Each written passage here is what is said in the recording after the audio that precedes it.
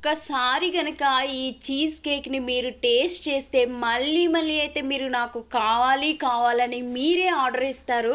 So cake ready చేసి టేస్టీగా మీ ఇంటికి పంపించే బాధ్యత నాది.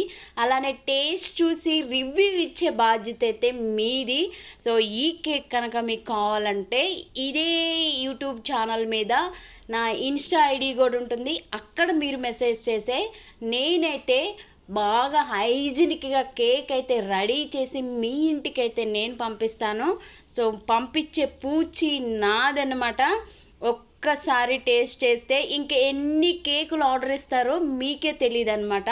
అన్ని ఆర్డర్లు అయితే నాకైతే ఇచ్చేస్తారు మీరు. సో ఫుల్ వీడియో మన యూట్యూబ్ ఛానల్లో అయితే నేను అప్లోడ్ చేశాను.